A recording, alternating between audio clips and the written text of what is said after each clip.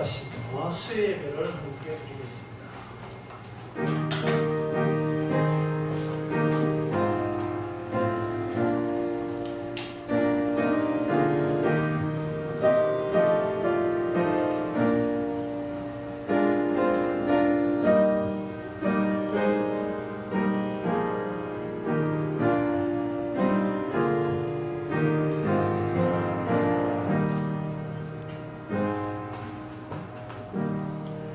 지혜가 너로 선한 자의 길로 향하며 또 의인의 길을 지키게 하리니 대저 정직한 자는 땅에 거하며 완전한 자는 땅에 나오리라. 하나님 아버지, 하나님 주신 지혜가 그리고 우리를 정직하게 하고 결국은 하나님이 계시는 땅 함께 합류하게 해 주신다는 이 약속을 저렇게 들리어서 감사합니다. 세상에 우리가 사는 땅이 영원한 곳이 아님을 깨닫게 하옵소서. 예수님의 이름으로 기도합나이다. 아멘. 찬송가 360입니다.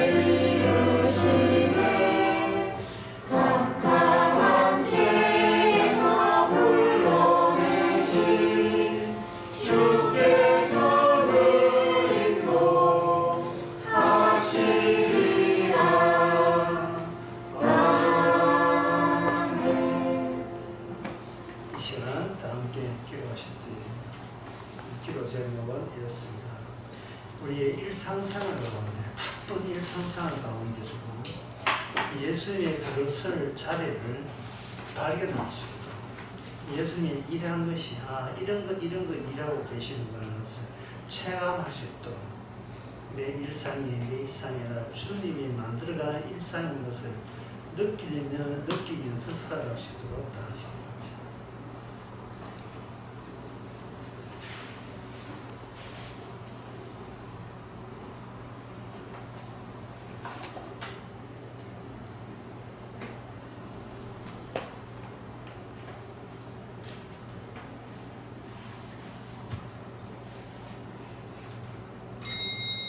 하나님 아버지, 내가 단독으로 살아왔던 일이 한순간도 없었던 것을 깨닫게 하옵소서. 순전히 내 일이라고 여겼던 그 한순간 한순간이 주께서 조정하시고 주께서 개입하시고 관여하시고 만들어내는 일인 것을 늘 온몸으로 체험하면서 주께 감사하며 살게 하옵소서. 예수님의 이름으로 기도합니다. 아멘.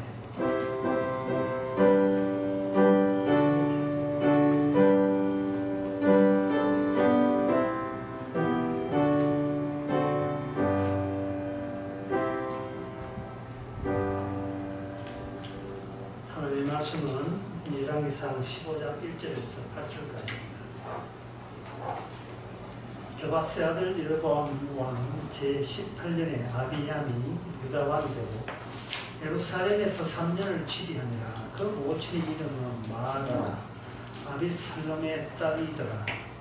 아비암이 그 부친이 이미 행한 모든 죄를 행하고 그 마음이 그 조상 다윗의 마음 같이 아니하여 그 하나님 여호와 앞에 온전치 못하였으나 그 하나님 여호와께서 다윗을 위하여 예루살렘에서 저에게 등불을 주시되 그 아들을 세워 후사가 되게 하사 예루살렘을 길게 하셨으니 이는 다윗이 햇사람 우리아의 일 외에 평생에 여호와 보시기에 정직히 행하고 자기에게 병하신 모든 일을 어기지 아니하였습니다.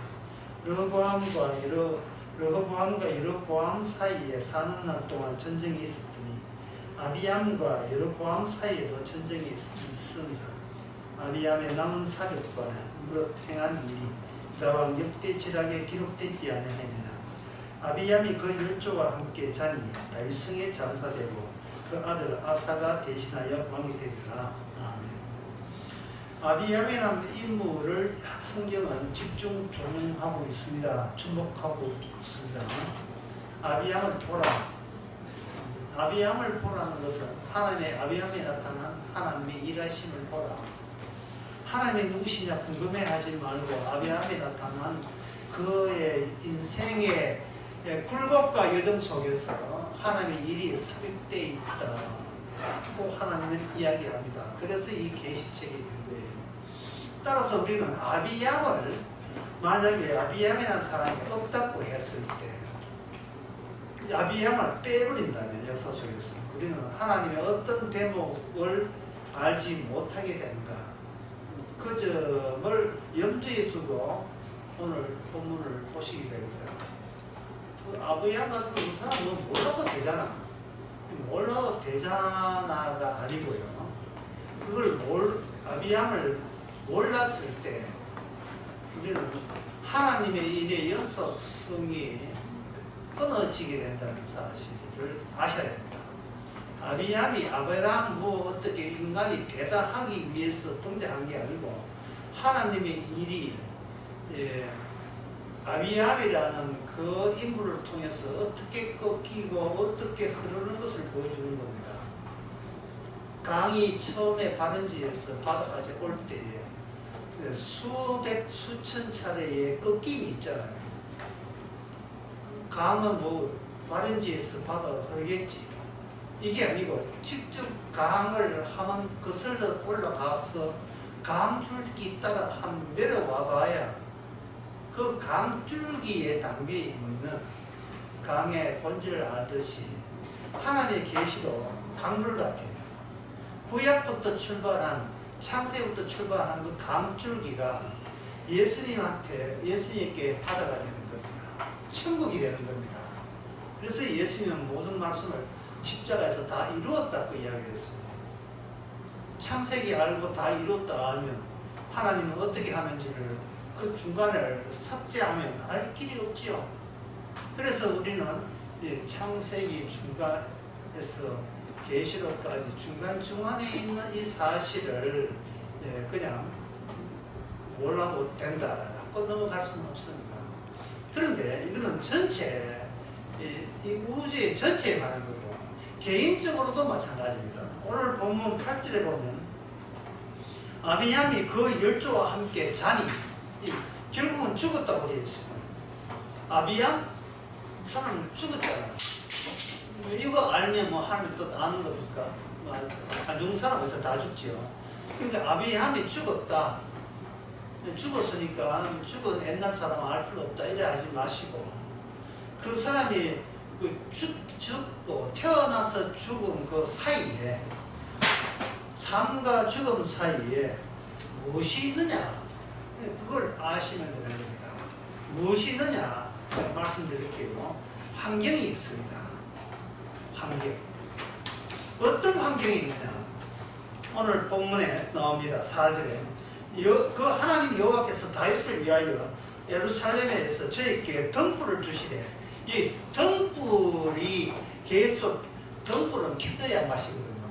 등불이 계속해서 온 상태, 아웃 상태가 온 상태, 켜져 있는 상태가 계속 되더라고요. 밖에 나갔다가, 이 더운 날 밖에 나왔다가, 밖에 얼마나 덥습니까? 집안에 들어오는 서늘해요. 집안에 무슨 일이 있었지? 무슨 일이 있으면 뭐 에어컨 켜고 가시죠. 뭐 어떤 일이, 왜 갑자기 시원하지? 에어컨이 켜졌듯이 아비함이 여기 하나님 보시기에 모든 죄를 범했다. 그런데 왜 아비함이 죽을 때는 다윗 족부에 이렇게 얹히지? 뭐가 작동되고 뭐가 켜졌지? 라고 물으면, 다윗의 등불이 켜져 있었구나. 다윗의 등불. 아비함이 분명히 죄를 범하고 우상을 섬기고 죄를 범했음에도 불구하고 계속 유다가 유지가 된다는 것은 에어컨 정도가 아니라 다윗의 등불이 켜져 있는 거예요. 그러면 하나님께서 아비함한 인물을 이렇게 기록하게 한 것은 아비함을 통해서 다윗의 등불이 대체 뭐냐? 하나님께 다윗의 등불을 켜놨다는 그 뜻이 무슨 뜻이냐? 그걸 보여주는 거예요. 그것이 바로 뭐냐 하면, 바로 여기에 6절에 르호보암과 여로보암 사이에 40년 동안 전쟁이 있었더니 아비암과 여로보암 사이도 전쟁이 있었다. 이 전쟁은 우리 보기에는 그냥 북쪽에 있는 북쪽과 남쪽의 유다와 전쟁이 돼 보지만 성경은 그래 보지 말라는 거예요. 북쪽에는 뭐가 없고 남쪽에는 뭐가 있는데 둘 다 싸웠다 이래요. 북쪽에는 다윗이 등불이 없어요. 에어컨이 없어요. 더워. 남쪽에는 다윗의 등불이 있습니다. 여기서 다시 한번 하나님 우리에게 강조합니다. 다윗의 등불이 결국은 줄 수밖에 없는 인간의 운명보다 더 우선되고 더 소중하다는 겁니다. 다윗의 등불이. 자, 그렇다면 여기서 이제 우리 할 일은 좁혀졌어요. 아비얌이라는 존재를 통해서 하나님은 다윗의 등불이 무엇인가를 우리에게 알리고자 한다. 그러면 이 다윗의 등불이 있는 아비암과 등불이 없는 여로보암과 전쟁하면서 아비암이 북쪽의 여로보암을 보고 전쟁을 하게 되는데요. 그 전쟁하는 것이 역대하 11장에 나옵니다. 역대하 13장에 나옵니다. 그 전쟁하면서 아비암이라는 사람, 아비야, 이것들은 역대하는 아비야가 되는데 아까 동일 인물입니다. 11개는 아비야, 역대하 13장은 아비야, 같은 인물입니다. 이 아비얌이 전쟁을 하면서 전쟁의 의미를 아비얌이 북쪽 여로보암에게 이야기를 해요. 우리한테는 이런 게 있는데 너희에게는 이런 게 없잖아.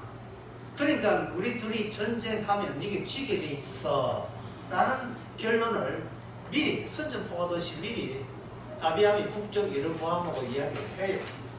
그럼 북쪽에는 다윗의 등불이 없고 남쪽에 있다는 것은 일단 우리는 알고요. 그걸 좀 세밀하게 다윗의 등불이 무엇인가를 아비암의 왕의 입을 통해서 좀 세밀하게 알 수는 없을까? 그게 역대하 13장에 나옵니다. 역대하 13장에 싸움을 하는데 남쪽에 아비암이 남쪽에는 40만 군대가 있고 북쪽에는 80만 군대가 있었다. 이게 13장 3절부터 이렇게 시작됩니다. 그러면 이 쪽수로 군사력으로 봐서는 이거는 배입니다. 완전히 2배지요. 두 배인데 이 두 배의 군사수를 이렇게 알려주는 것은 누가 이겼다? 라는 마지막에 누가 이겼다에 관해서 군사력과 다른 요소가 이 전쟁에 남북 전쟁에 개입했다는 게 다른 요소가 그 다른 요소가 개입했는데 그 다른 요소로 인하여 군사력의 배나 가진 북쪽이 졌다는 거예요. 반밖에 안 되는 남쪽한테 졌다는 겁니다. 그러면 이기게 된 결정적은 뭐냐? 다윗의 등불이겠죠. 그러면 이게 역대하 13장에 다윗의 등불의 그 내용에서 거기는 다윗의 등불이라는 것은 없고 이건 있어요. 우리는 성전 안에서 금 등대가 있는데 그 등대에서 저녁마다 불을 켠다. 제가 아까 이야기했듯이 등불은 불을 켜져야 맛이라 했습니다. 불 꺼지는 등불은 이 사람 안 하죠. 뭔가 우리 쪽에서는 뭔가 계속 불이 켜져 있다는 거예요. 이 불이 켜져 있다는 장소가 뭐냐? 성전이에요. 그런데 너희들은 북쪽 너희들은 북쪽으로 북한이라고 봅시다. 북한 너희들은 가짜 성전이 있잖아. 가짜 성전. 이 가짜 성전은 하나님께서 지시하지도 않는 성전이 있기 때문에 그것은 하나님이 지켜지지 않는다고 보는 거예요. 그럼 북쪽에서 뭐라고 하겠습니까? 우리도 성전이 있어 이렇게 하거든요. 그래 우리도 뭐 저녁마다 매일같이 등불 피야 이렇게 이야기한다.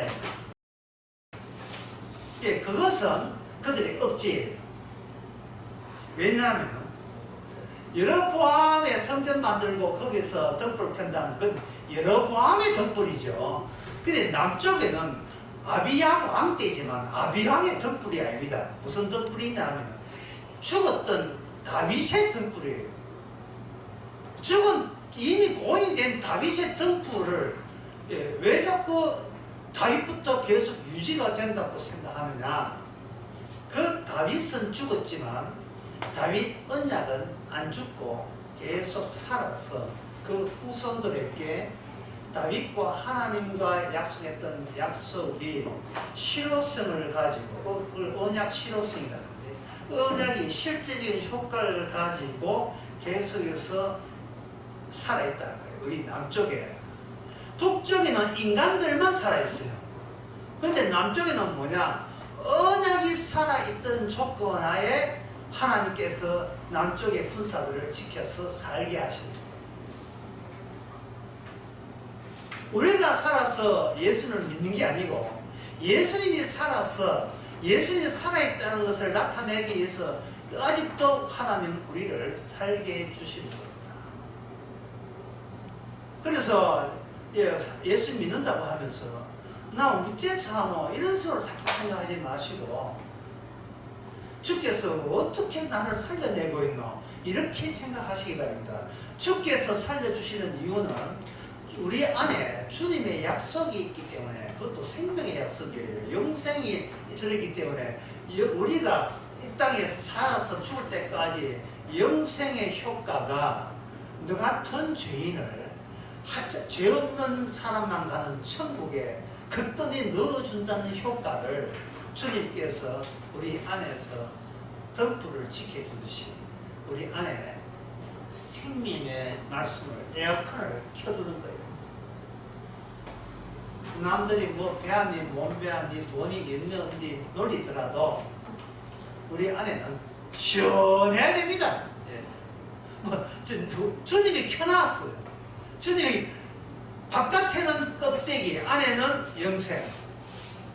그래서 저는 옛날에 그런 예를 들어주겠대. 인간이라 하는 것은 다 빼먹고 갖다 버린 주추밥 껍데기다.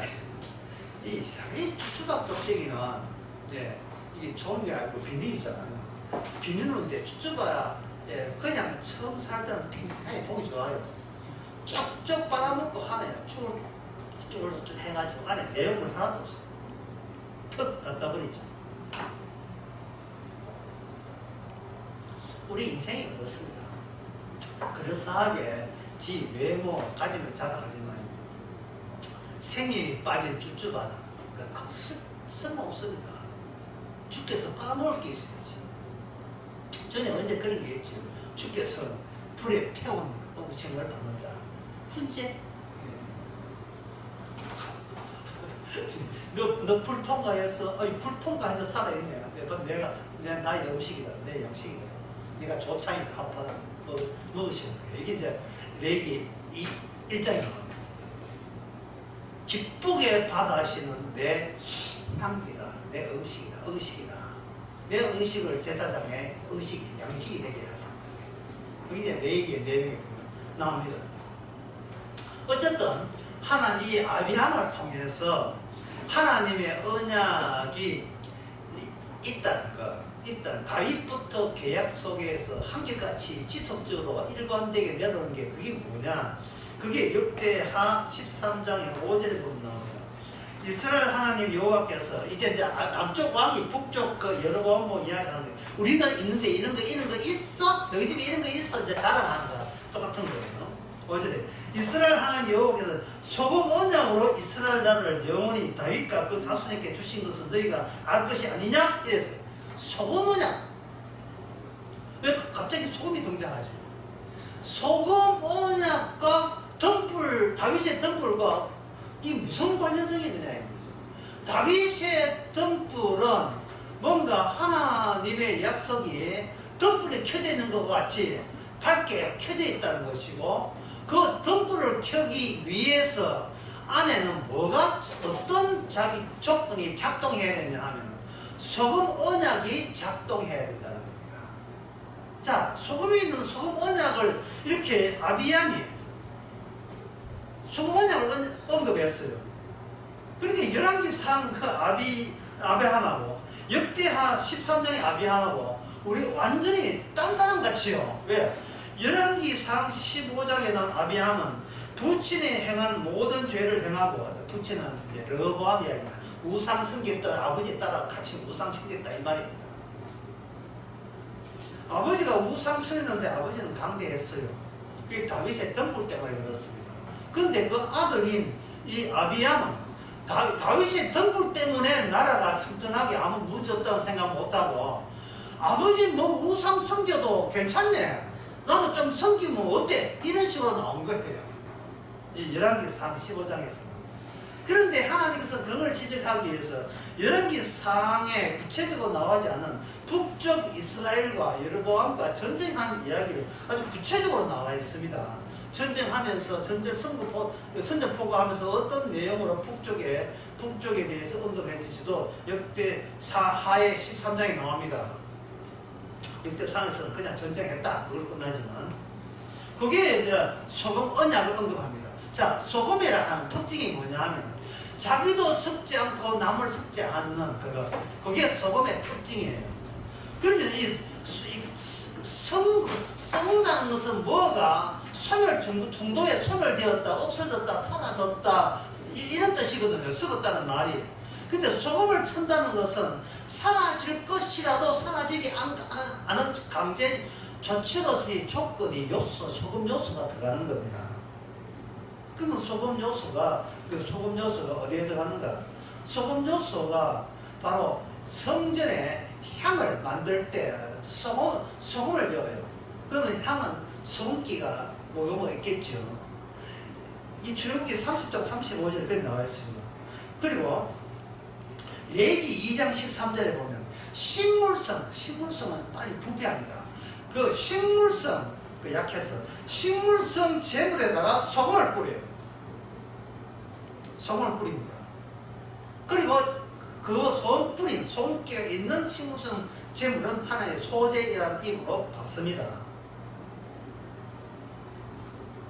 민수기 18장 19절에서는 그런 취지를 한꺼번에 종합해서 말씀드리고 있습니다. 민수기 18장 19절에 이스라엘 자손이 여호와께 거저드리는 모든 성물은 영원한 음식으로 너와 너 자녀에게 주는 이는 여호와 앞에 너와 내 자손에게 변하지 않는 소금 언약이다. 변하지 않는 소금 언약이다. 소금은 한결같아, 일관되다, 영원하다. 소멸되는 인간의 육체에 그 육체로 살아가는 인간, 없어질 인간, 거기에 뭐 영원한 것이 있어야 되지 않느냐 이 말입니다. 아까 그 아비함도 결국은 죽는다고 했는데 인생은 태어나서 죽을 때까지 어떤 일이 일어나게 돼 있어요. 근데 인간에게 일어나는 그 일은요, 여러분 한번 생각하고 따져보세요. 인간은 그 속에서 자꾸 어렵게 말하는 쉽게 말하는 나가 한결같았고 착각을 해요. 자꾸 이게 오해하고 있거든. 나는 어제나 오늘 같아요. 그런데 한번 상상을 해보는 겁니다. 여러분 자신이 부잣집 축대가 높고 저택으로 가득 차 있는 마을, 부잣집 축대 밑을 걸어갈 때, 걸어가면서 또 이쪽 축대 말고 아래쪽 축대지에 보니까 축대에 잘 가까운 향나무밭에 푸른 잔이 있고, 예, 적어도 2층에다가 빅빅이 상태는 저택에다가, 예, 그렇게 잘 가까워진 그러한 저택을 내다보면, 걸어가면 마치 자신이 부잣집 도련님 같은 느낌을 준다. 그런 걸 사람도 별로 없어요. 그러면 조용해서 있고, 만약에 여러분들이 시골 추운 날, 추운 겨울날 시골 장터에 이렇게 아주 천수는 아주 골짜기 시골 장터에 5일장에 하나 놀러 가면 어느새 자기가, 예, 촌사람 같아. 촌사람 같아. 부잣집 보고 차 타고 가게 되면 자기가 참신하나, 예, 들떠지요. 막 자기가 이렇게 구급차 탈 만한, 누릴 만한 자기 되면 자아가 변화되다가 손에 가서 기억이 타든지 아니면 시골 버스 타고 다니면 그만 그 촌사람도 쉽게 적응이 돼요. 이 말은 뭐냐? 인간은 환경에 따라 그때그때 자아가 바뀝니다. 자아가 바뀝니다. 그것을 캐치한 사람이 누구냐 하면 바로 소설가들이에요. 소설가들, 작가, 드라마 작가, 시나리오 작가, 영화 작가. 이 작가들이 한 자아가 뭐냐? 정제된 순수한 나를 찾는 작업이 소설을 통해서 그걸 작업을 하는, 그게 작가들이 할 일이에요. 도대체 나는 누구냐? 그래서 그 소설책을 읽으면 그 소설책 환경 속에 빠지면서 마치 내가 그 소설책의 주인공처럼 돼가지고 울고 웃고 뭐 난리도 아니죠. 뭐 소설 중에서 우리 어릴 때부터 소설이 뭐냐면 바로 인어공주, 백설공주, 주로 공주 쪽인 이런. 그리고 영국의 아서왕 모험 이야기, 그런 것 보게 되면 나는 그 소설 읽으면서 그 소설의 주인공이 되고, 나는 새로운 나에게 그런 요소가 있다고 자부하게 돼요. 가짜입니다. 가짜예요. 아비함이 아버지 따라 우상을 섬겼는데, 아비함이 우상을 섬겼던 이유는 진정한 자아에 대해서 곡해하고 있기 때문에 그렇습니다. 무슨 뜻이냐면, 아비함은 자기가 왕이잖아요. 왕이니까 이 왕의 자리는 내 자리다 이렇게 본 거예요. 이게 내 것이 있으면 그 내 것이 내게 소유된 내 것을 위하여 내가 나라는 인식이 재정립이 돼요. 만약 여러분들이, 예, 그런 별로 없지만 복권 일정 당첨돼서 한 76억 있으면, 예, 옛날처럼 못 살아요. 내한테 걸맞는 환경을 조성하기 위해서 갑자기 넓은 아파트 이사 가든지 차 바꾸든지 합니다. 내가 이 정도 누릴 자격이 된다고 착각하게 돼요. 그래서 이런 것을 이제 그냥 우리가 세상 이야기 하는데, 이게 성경에 보면 이게 나옵니다. 성경에 보면 인간은 그 환경 따라서 얼마나 자아라는 것이 잘 뒤집듯이 뒤집어지는지, 그것보다 더 중요한 것은 인간이 태어나 죽을 때까지 도대체 한 번도 나라는 게 누군지를 알지도 못하면서 그냥 그냥 죽어가고 있다는 것을 보여주고 있습니다. 먼저 긍정적으로 내가 누구냐를 보여주는 환경은 고린도후서 12장 1절에서 3절에 나옵니다. 제가 읽겠습니다. 무익하나만 내가 부득불 자랑하노니 주의 환상과 계시를 말하고 내가 그리스도 안에 있는 한 사람을 아노니 그는 14년 전에 그가 셋째 하늘로 이끌려 간지라. 그가 몸 안에 있든지 몸 밖에 있든지 나는 모르거니와 하나님은 아신다. 내가 이런 사람을 아노니 그가 몸 안에 있었는지 몸 밖에 있었는지 나는 모르거니와 하나님은 아신다. 이게 지금 무슨 이야기냐 하면 분명히 셋째 하늘에 올라간 그 사람이 사도 바울 본인이에요. 본인인데 내가 그 계시가 있기 전에 나는 아니라는 거예요. 내가 알던 나가 아닌 나가 셋째 하늘로 올라갔다 이 말이죠. 그러니까 굳이 셋째 하늘에 올라간 자가 내가 안다고 이야기하지 말고 그냥 바꿔쳐서 하나님이 아신다로 나는 끝이겠다는 게, 내가 나를 안다는 게 아무 의미가 없다는 거예요. 내가 셋째 하늘 가고 싶어서 갔습니까? 하나님이 알아서 갔으면 셋째 하늘을 가는 그 나는 하나님이 알고 있던 나지 내가 사전에 알았던 나는 아니라는 겁니다. 참 이 어려운 이야기지만 해야 되겠어요. 여러분이 아는 나는 지옥 갑니다. 그러나 천국은 여러분이 모르는 나가 천국 갑니다. 이 이야기를 복음 안의 내용으로서 이야기하지 않을 수밖에 없어요. 해야 돼요.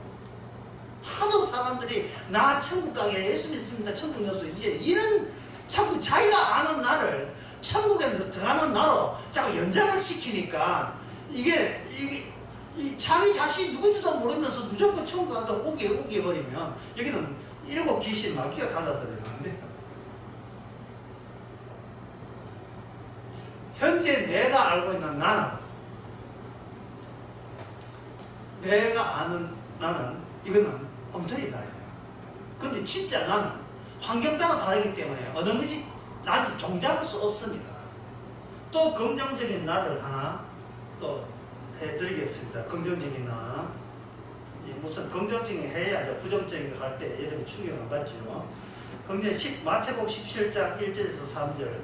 엿새 후에 예수께서 베드로와 야고보와 그 형제 요한을 데리고 따로 높은 산에 가셨더니 저희 앞에 변형되사 그 얼굴이 해같이 빛나며 옷이 빛과 같이 휘어졌더라. 때에 모세와 엘리야가 예수와 더불어 말씀하시는 게 저희께 보이거늘.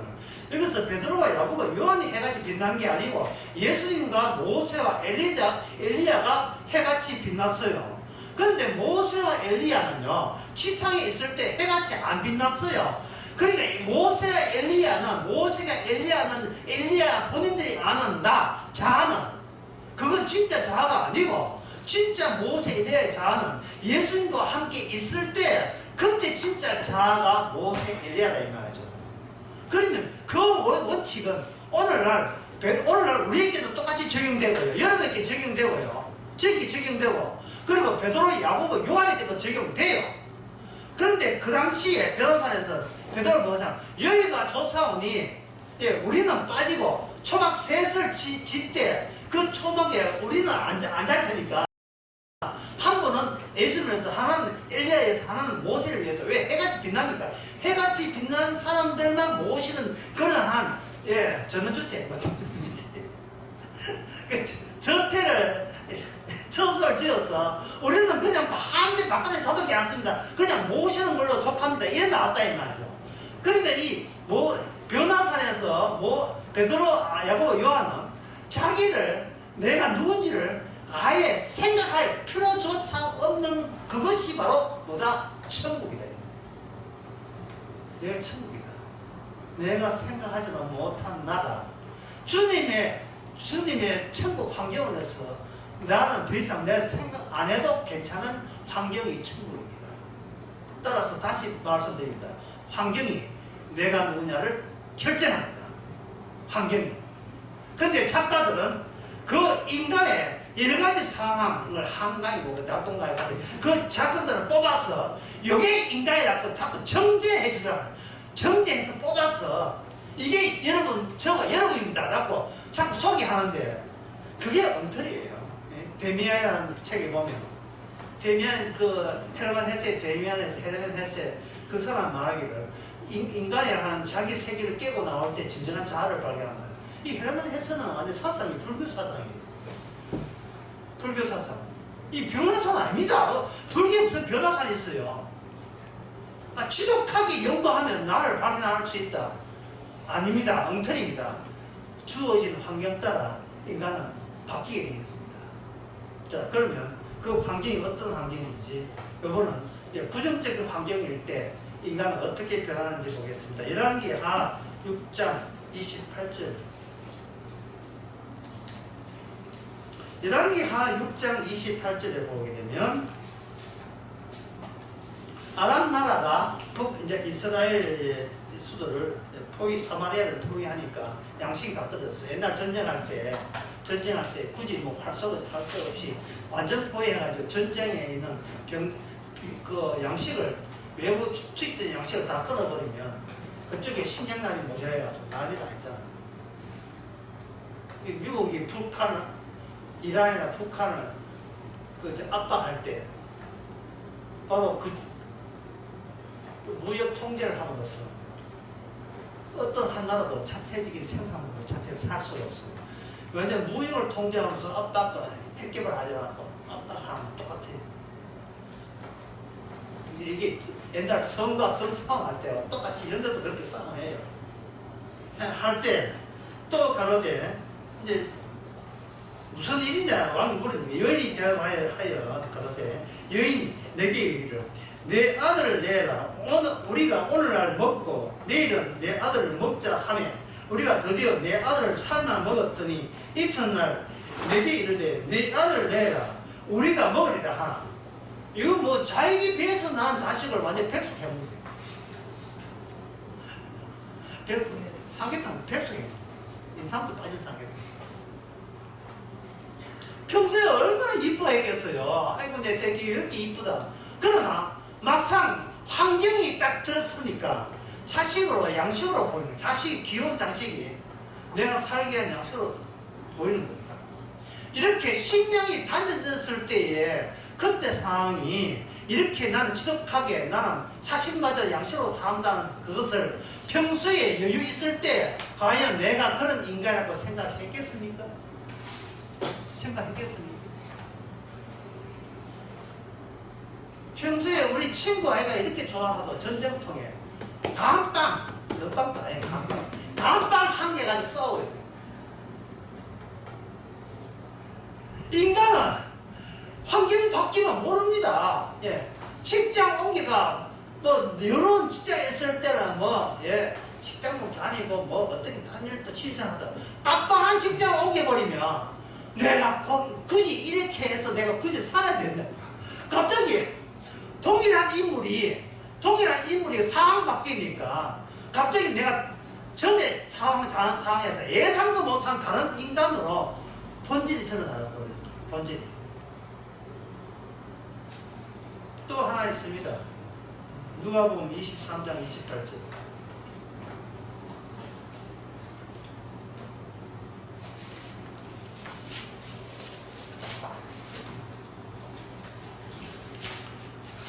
예수님께서 십자가 달리고 갈 때 불쌍하다고 주변에 연도에 있는 아줌마들이 울었다.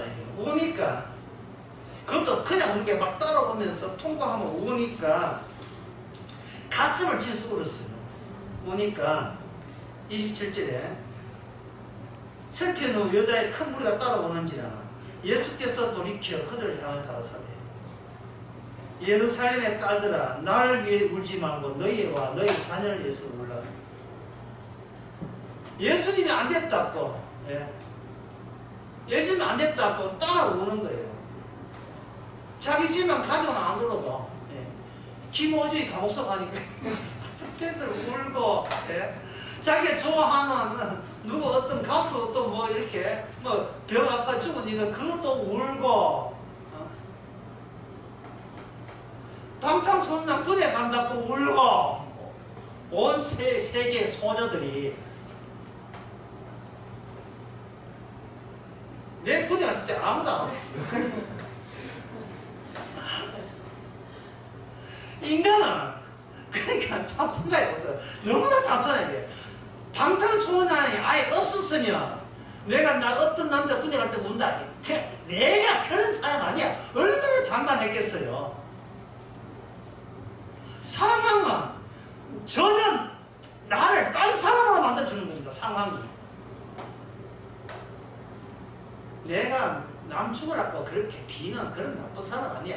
라고 했던 그들에게 예수님께서 십자가 지를 때 저 사람 죽어마땅해 이런 식으로 예수에 대한 적대감을 드러내는 요소가 내한테 그게 있을 줄에 상상도 못했죠.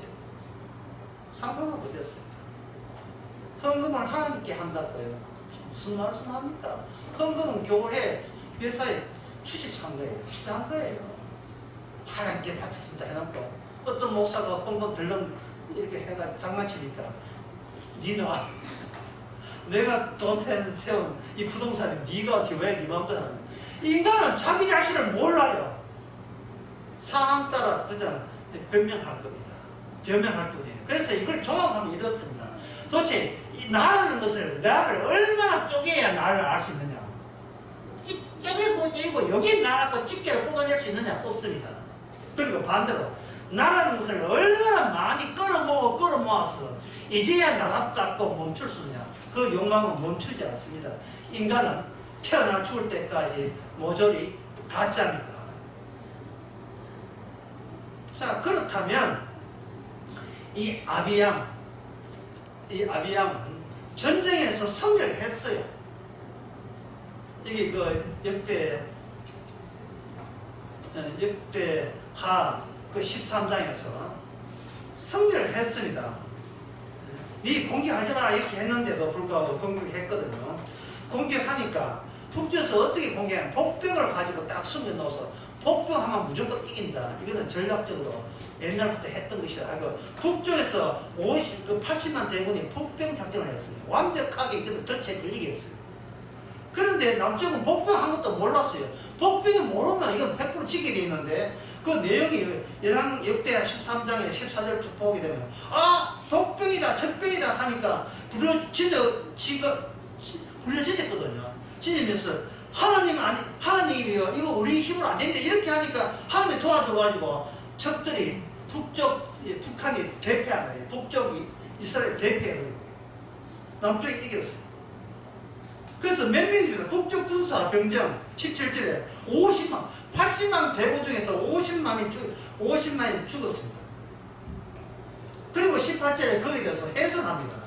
그때 이스라엘 자손이 항복하고 유대 자손이 이겼으니 이는 저희가 그 열주의 하나님 여호와를 의지하였으니 이래 됐다고. 이 누구냐면 이게 아비암이에요. 그런데 오늘 본문 역대하상 15장에서는 우상을 섬기거든요. 자, 우상을 섬긴다는 거는 진짜 나를 알 수 있는 기회가 내가 선택한 신을 인하여 나를 모르게 가리워져 버린 겁니다. 이걸 쉽게 이해하면 말씀을 안 보게 되면 진짜 나가 예수님의 십자가와 견주지 않는 상황이기 때문에 진짜 내가 아주 평온하고 안전된 이것이 내가 마땅히 누릴 정도로 내가 대단한 존재인 줄 착각하게 되어 있어요. 말씀을 그렇게 보시고 말씀을 들어가는 이유가 진짜 나는 바로 예수님의 십자가 앞에서만 우리 자신이 얼마나 가짜를 피내고 엉터린 채 자기를 감추어 살아야 하는지 그 죄가 덜추어지는 겁니다. 덜추어지는 거죠.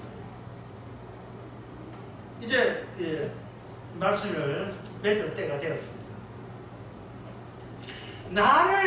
내가 누구냐를 제대로 지적하지 않는 그 신이 뭐냐? 바로 우상입니다. 그래서 어제 그 강남 강의에서 이야기했죠. 성경 해석을 할 때는 뭐를 쭉 빼라 했으니까 윤리, 도덕을 쫙 빼고 성경을 해석해 보라 했습니다. 왜냐하면 인간은 이미 인간을 범죄했을 때 윤리, 도덕으로 선악과 체제로 무장되어 있는 마음이기 때문에 어느 성경을 봐도 자기가 착해지고 자기가 얼마나 훌륭하고 착한 사람인가를 확인하기 위해서 성경을 봐요. 내가 이 점을 잡을 때구나. 그렇다면 회개하고 반성하면 하나님께 복줘가지고 다시 괜찮은 인간으로 바꿔주겠지. 이런 선입관을 가지고 성경을 본다고요. 그러니까 그 윤리 도덕을 빼고 성경을 보시라. 아니 그러면 윤리 도덕을 빼버리면 성경 해석할 수 있는 근덕지 자체가 없는데, 윤리 도덕을 빼버리면 남는 것은 뭐냐? 하나님의 등불이, 다윗의 등불이 주님의 소금 언약이에요. 언약이 자체적으로 만드는 환경만 달랑 남아요. 그 환경은 바로 예수님이 다 이루었다는 환경, 주께서 친히 알아서 천국을 만드는 그 환경 안에서 우리는 태어나 죽을 때까지의 내 모습이 얼마나 그 하나님의 언약과 상관없이 내 위주로 살아가는가가 그게 티가 나는 겁니다. 그 티가 날 때 그 격차를 보고 우리는 하나님께 감사하지 않을 수밖에 없습니다. 자, 끝으로 그 이야기를 소금이라는 것 가지고 성경에 두 군데를 찾아보겠습니다. 마태복음 5장 13절에 유명한 말씀이죠. 너희는 세상의 빛이라 이렇게 이야기하고, 13절에 너희는 세상의 소금이니 소금이 만일 그 맛을 잃으면 무엇으로 짜게 하리요. 소금 언약을 다 이루어지는 환경이 만들어낸 생산물이 오늘날 성도입니다. 이 성도는 뭐냐? 짭짤한 소금기가 있어요. 이 소금기라 하는 것은 내 안에 하나님의 영생의 영원함, 한결같이 여건을 늘 켜놓는 하나님의 언약이라는 환경이 내 속에 들어있는 이 맛을 소금 맛이라 할 수 있습니다. 끝으로 골로새서 4장 6절에 보면 이런 말씀이 있습니다. 너희 말을 항상 은혜 가운데 소금으로 고르게 함 같잖아. 하나님 너의 말 속에 어떤 단어, 어떤 문장을 하든 간에 이 단어 하나에 소금이 들어있고, 저 단어는 소금이 들어있고, 저 단어는 소금이 들어있고, 우리가 어떠한 세상의 모임에 가더라도, 직장에 가서라도, 누구 하나 학교하고 전화하더라도, 뭘 하더라도 이 소금기, 내 안에 영생이 있다, 영생하는 환경이 있다, 내한테 시원한 에어컨 켜 있다, 하나님의 다윗의 등불 켜 있다, 이런 마음 자세로서 소금기가 없는 세상 사람들한테 자부심을 가지고 그들에게 대화를 하게 되면 상대방이 어떻게 당신은 24만 대가 21대입니다. 그러면 이제 소금기에 있는 성도는 딱 하나만 하면 됩니다. 그게 성령의 이야기. 그 말하면 안 되죠. 말하면 상대방이 이해가 돼요. 그것이 고민거리입니까? 그랬었어요. 소금기 없는 환경, 다윗 등불이 없는 환경, 소금 언약이 없는 환경 속에서는 저렇게 늘 불안하며 살아가는 거야. 참 웃긴다. 이렇게 안정감이 없어. 자기 지키려고, 자기를 속이고. 하나님의 소금 언약이 있고 하나님의 다윗 등불이 켜져 있는 안정적인 저와 여러분의 삶이 되시기 바랍니다. 기도하겠습니다. 하나님 아버지, 하나님께서 하나님의 언약을 주실 때 일관되게 항상 썩지 않는 존재로 찾아오신 것을 감사합니다. 말씀을 통해서 우리 속이 말씀의 환경으로 조건 지어진 것을 감사합니다. 우리는 생각하는 게 엉망이라도 우리 안에는 하나님의 소금의 효과, 등불의 효과가 늘 살아있는 저희들 되게 하옵소서. 예수님의 이름으로 기도합니다. 찬송가 379장.